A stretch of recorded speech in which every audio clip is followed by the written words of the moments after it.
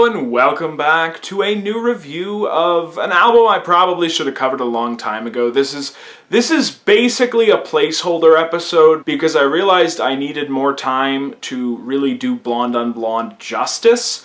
I'm gonna try to hopefully finish the Bob Dylan videos this year, at least for the time being. And it's an album I really should have covered at the time. I really should have begun my Bob Dylan reviews with this as opposed to inserting it years after the fact.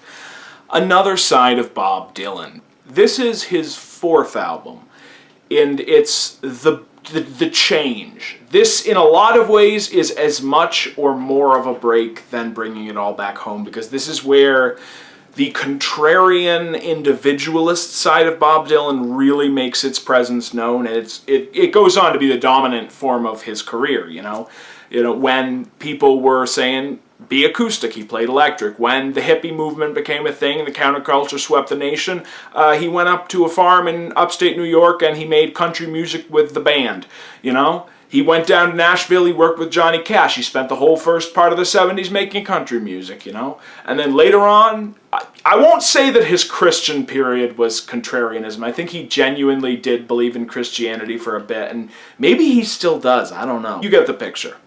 This is the beginning of that. This is where he basically thumbed his nose at the Greenwich Village folky protest types who wanted him to be the spokesman of a generation. He said, I'm going to do my own thing. And he made a wonderful album of songs, you know. It's great stuff except for one track which is not great, and it's very, very ugly and kind of mars the entire record, to be perfectly honest with you. But I can overlook it mostly. This is still acoustic. It's still the one man, one acoustic guitar, a harmonica, and occasionally a piano of his first three, but it's evolved. The song's structures have changed. The music is still folk, but it's not the same kind of traditional folk stuff that he was doing before. I think, and this is my semi-hot take, I don't know how much this actually is, I think you hear the Beatles on here, you know. Everybody talks about how Bob Dylan influenced the Beatles, and he did. There's the Beatles before Bob Dylan, there's the Beatles after Bob Dylan. But I think you hear their influence on him, because this is where he really starts putting verse-chorus structures into his stuff. And I mean, he doesn't do the whole album like that. It's only a couple tracks. But there's enough of it there that I hear a little bit of the British invasion stuff in this. And you hear even more of that when you get to Bringing It All Back Home. And then he kind of goes off and he does his own thing on Highway 61, but that's besides the point. Anyway, it's a very, very good album. More lighthearted, more humor, less seriousness. The apocalyptic World War III is coming, you better give the people some rights tone of the freewheelin' Bob Dylan and the times they are changing is mostly gone. And the template here generally, some lighter stuff on the freewheelin' Bob Dylan. As I said, it's very, very strong. A little underrated as far as his 60s stuff goes because it's different, but the difference is a more subtle one as opposed to the seismic shift of electrifying and the electric guitars on Subterranean Homesick Blues. But it is a difference. And it's a very, very strong album. It's actually, I realized today, in a lot of ways, it's my second or third favorite Bob Dylan album, which I didn't realize before. But anyway. So yeah, let's talk about the songs. I love this track. The Byrds did a classic version of it. A number of different artists have covered it. But what I love about the Bob Dylan version of it is that how tongue-in-cheek it is. I think he even breaks out laughing at one point in the song. And the chorus is the first time I listened to that I said, he's doing a voice. It's not, because, you know, everybody says Bob Dylan's a bad singer. You can argue that. He has a very distinctive voice.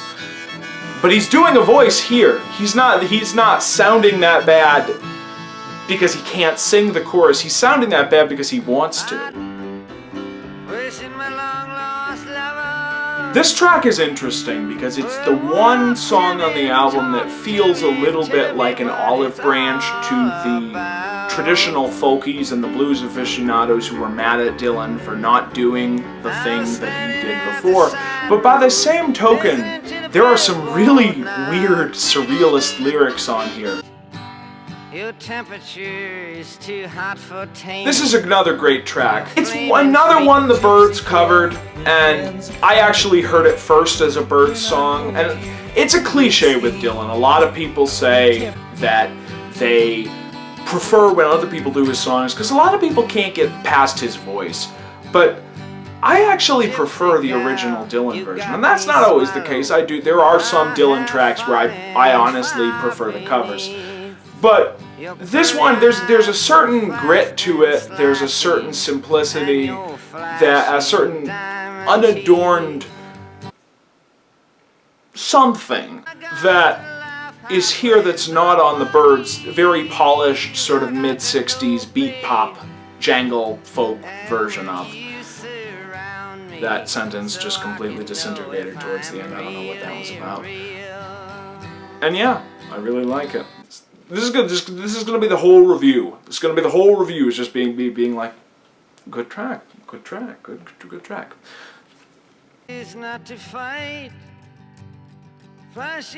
This track is a masterpiece, a use of symbolic language to align himself with the downtrodden and oppressed, and all of those things you've already read in hundreds of thousands of other people's reviews of Bob Dylan. It's a stone-cold classic track. The music is very strong, the vocal delivery is excellent. It's... what else there is there to say? It's perfection.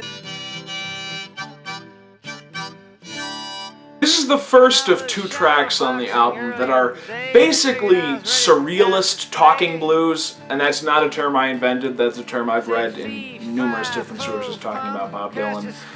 I believe it's a sequel to a track on the Freewheeling Bob Dylan in the same way that I think it's Bob Dylan's 115th Dream is a sequel to Motorcycle Nightmare. And it's very, very strange. There's a weird monkey in it. Bob Dylan plays tennis in a dress. You know, he threatens Muhammad Ali, who was known at the time as Cassius Clay. You know, it's weird stuff. To a much lesser degree than Motorcycle Nightmare, I do wonder how much sense it would make to somebody who wasn't either around at the time or a history buff. But, you know, it's a lot of fun if you are either of those things.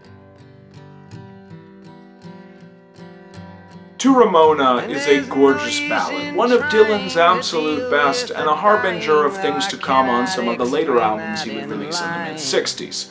I've heard it said that the lyrics are referring to Joan Baez, but I really don't know enough about that to make any meaningful commentary, which is a recurring problem for me with Bob Dylan, you know. Motorcycle Nightmare is one of my favorite surrealist, what is going on here Bob Dylan tracks. It's the story of Bob Dylan crashing for the night at a farmer's house. The farmer's daughter comes on to Bob Dylan. Some weird stuff happens. Bob Dylan decides he needs to get out of there, so he starts loudly and enthusiastically praising Fidel Castro, which leads the farmer to drive him out of his home and Bob Dylan to run away down the road with the farmer shooting after him. It's somewhat of an upside-down sequel to a track on the Freewheeling Bob Dylan, Bob Dylan's Dream, although it's not super identical, but they begin very similarly. And it is basically the same song as Bob Dylan's 115th Dream on the next Bob Dylan album. It's interesting stuff. I love that he had this like 3-song progression, and each one is sillier and more out there than the last. This is another absolute favorite of mine, maybe my favorite on the entire album actually, and one of the songs that made me originally want to review it. It's an anthem of growth and self-improvement, and a rejection of the moralistic preaching that Dylan had engaged in on his previous albums. And I really love that. You know, I love that sort of message of the internal self-improvement and the sense of becoming who you are meant to be as you move along in this thing we call life. This track is another 10 out of 10. Absolutely wonderful. It's a song of a relationship and a loss. But it's a very relatable way of putting it. It's not the sort of hokiness that defines a lot of romantic songs of the time, and even to a large degree today. It's very singular and very powerful, and I've always loved it for that reason. I also think the melody is great. Her parasite sister, I had no Yeah, this is the dud of the album. This is the real stinker. This is what I meant in the intro when I said it's the one flaw that mars the album. This is a breakup track, and an ugly one to boot. Concerning the end of Bob Dylan's relationship with Susie Rotolo, it's basically a revisionist history of their final night and the last fight they had before calling it quits for good. And it's just incredibly nasty, especially considering that he throws not just the girlfriend, but her sister completely under the bus. And in a way that, from what I've read, isn't exactly supported by reality. It's an ugly track, it's a nasty track, it shouldn't have been on the album. And it's the one reminder that for all of his prophet coming down from the mountain posturing, from all of his holy receptacle of sacred literary knowledge vibe that he gave across during his early years, Bob Dylan was incredibly young when he made this album. I mean, he's younger than I am now, and I'm pretty young, which I don't like to talk about, because when you, as a critic, tell people that you're in your 20s, people get kind of weird, they stop taking you seriously, they start to be like, you weren't there when In Utero by Nirvana dropped. You don't remember when Ronald Reagan tried to ban music. You don't remember your President Nixon. You and your sick generation can't tell me anything about music. Get out of my face. Be gone! Anyway, like I was saying, it's an ugly song, a very, very young man just spewing venom at his ex, and it doesn't belong on the album. And I never listened to it, so, You say you're looking for And we end the album with another wonderful half-serious love song.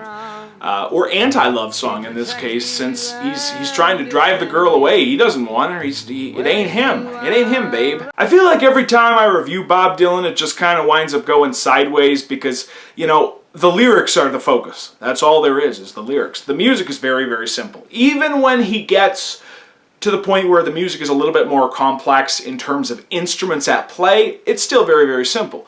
And simple music is hard to comment on, usually. So you have to focus on the lyrics, which are the main focus. And to really do Bob Dylan lyrics justice, I feel like you have to have like a master's degree in literary theory and be very well read on poetry. And while I like to think of myself as being fairly well read, especially for someone my age, it's mostly novels and nonfiction. I'm not super well versed in poetry, especially like the 19th century and beyond stuff that Bob Dylan was referring to. And so I can't really do his music justice in the way that I should, which begs the question, why do I review Bob Dylan?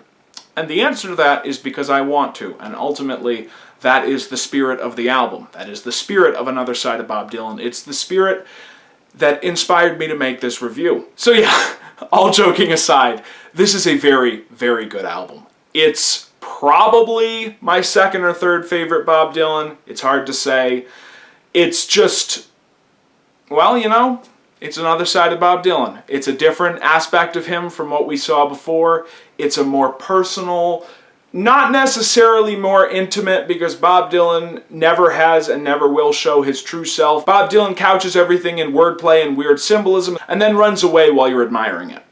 That's just who Bob Dylan is, at least in the 60s. Maybe not as much later on, but by that time he was much less in the public eye, and so yeah. Like I said, all of these reviews are deeply inadequate, but, it's my thoughts on the album. It's very, very good. I enjoy it a lot. It's probably my second or third favorite, It's Blonde on Blonde, Bringing It All Back Home, Another Side, then probably Highway 61. Those are my favorite Dylans. And they shift around, some Blonde on Blonde's always on top, but sometimes it's Another Side, sometimes it's Bringing It All Back Home, It's all over the place. Just like this review. So yeah, I will see you all later with a review of Axe's Bold as Love by Jimi Hendrix.